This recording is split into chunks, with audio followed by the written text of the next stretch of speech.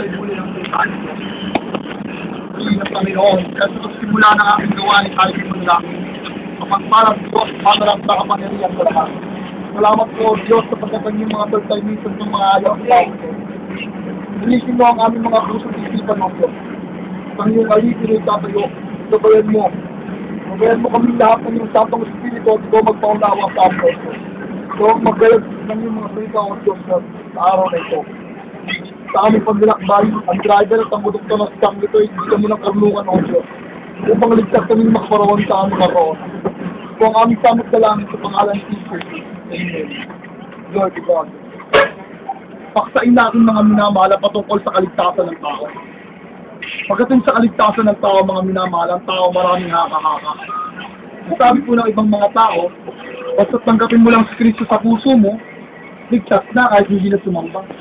Kaya nga pagdating ng linggo, mas inuuna ng tao ang pamamasyal kaysa sa Diyos. Sabi nga ng ating Panginoon, 6 na araw kayong gagawa sa inyong sarili, at ang isang araw para sa akin. Subalit mas mahal ng tao ang kanyang sarili, kaysa sa Diyos na lumalang sa kanya. Purihin ng Panginoon. Ang sabi ng ating Panginoong Kristo sa kanyang mga alagad ng mga mahal, ang tabang pagtanggap kay Kristo, kinakailangan tanggapin natin ang kanyang mga alagad. Sabi ng ating Panginoong Kristo sa kanyang mga alagad, ang tumatanggap sa inyo ay ako ang tinatanggap. At tinatanggap niya ang nagsugo sa akin. Hindi pala direksyon basta tanggapin mo si Kristo sa puso mo. Kinakailangan tanggapin mo ang kanyang mga sinugo. Pag tinanggap mo yung mga sinugo, tinanggap mo si Kristo. At tinanggap mo yaong nagsugo kay Kristo. Sabi ng ibang mga tao, si Kristo at ang Ama isa na lang. Dahil nagkatawang tao. Ang sabi sa John 3:16, mga minamahal, ganun na lamang ang pagsinta ng Diyos sa sanlibutan. Ang kanyang ibinigay ang kanyang bugtong na anak, na ang sino mang sumampalataya sa kanya ay huwag mapahamak, pagkos magkaroon ng buhay na walang hanggan.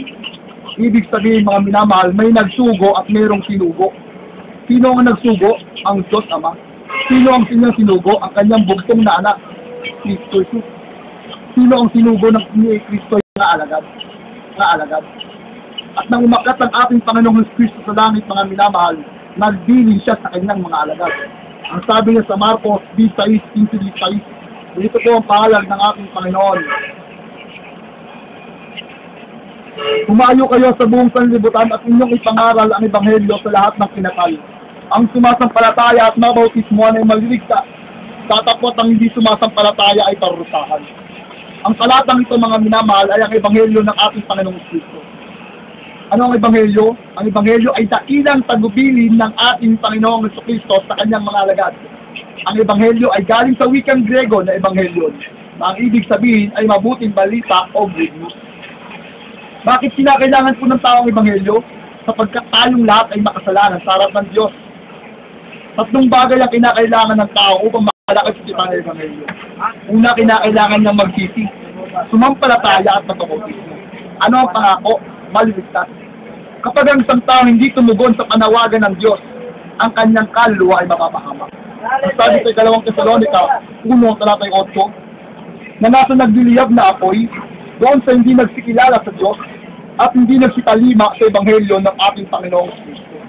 Purihin ng Panginoon, alalahanin natin, mga minamahal, sa panahon ni Noe, ang tao na pahamak. Sa panahon ni Lot, ang Sodoma at Gomorrah ay napahamak. At sa muling pagparito ng ating Panginoong Kristo, minsan pa ang tao ay mapapahamak kapag pinagmatigas na ang kanyang puso at nanatili siya sa kanyang haka-haka. Ang Diyos ay hindi sinungaling na gaya ng tao, mga minamahal.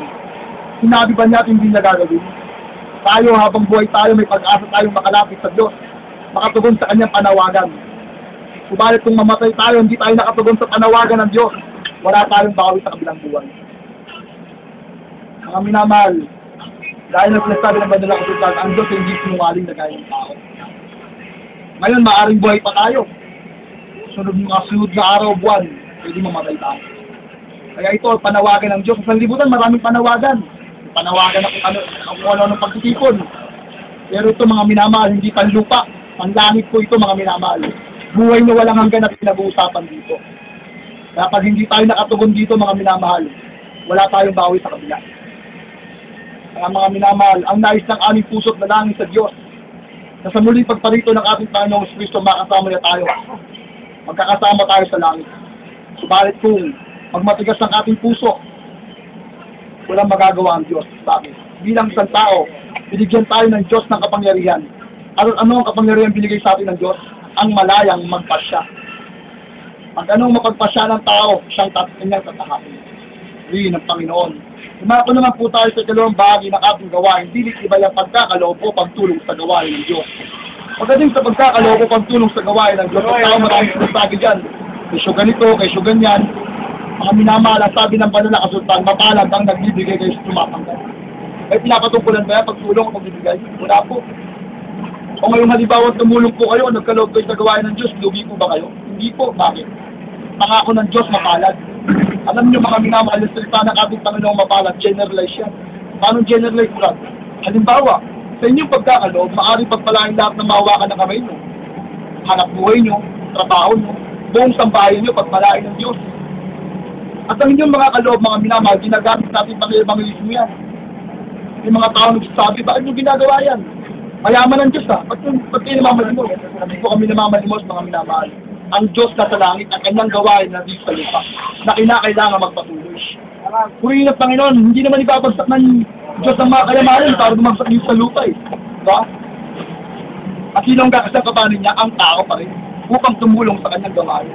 At tayo nagtatayo ng mga radio station, TV station, upang ang panangaral ng salita ng Diyos umabot kahit saan. Purihin ng Panginoon, dyan na pupunta natin mga kaloob, mga minamahal. Purihin ng Panginoon. At ang inyong mga kaloob, hindi kalilimutan ng Diyos yan. Ang sabi sa Hebreo 6 sa talatay 10, yan ko, paalam ng ating Panginoon. Sapagkat ang Diyos ay hindi nito upang limutin ang inyong maliliit na gawa na inyong ginawang paglilingkod para sa mga banal. Na hanggang ngayon nagsisipaglingkod kayo. Ang pagkakaloob po pala o pagtulong sa gawain ng Diyos ay sa kalangkuri ng paglilingkod natin sa Diyos. At ano ang pangako? Hindi niya kalilimutan ng inyong maliliit na gawa. Pag sinampalatayaan natin niya mapalad mga minamahal, mapalad tayo sa ating Diyos. Rin ng Panginoon. Mapagpalang Diyos, banal at makapangyarihan sa lahat. Salamat po minsan tao Diyos sa pagkatanim ng sa inaalag sa tao ito. Pagpalain mo Diyos ang mga kaibigan ko nakapakinig ng inyong mga. Ilayo mo sila sa anumang sakit na ba makano Diyos. Hallelujah. Sa mga may sakit sa mga sunod oras ito, Diyos, magalingin mo po ang Jesus. At sa kami paglalakbay minsan pa. Ikaw ang magkalayan sa sakang ito. Ang driver at doktor sa sakang ito ay bigyan mo ng karunungan upang sa buong araw nila paglalakbay, iligtas sila makaparoon sa kanilang paglalakbay. Kung aming samot sa langit sa pangalan ni Kristo Jesus ng aming Panginoon. Amen. Lord God.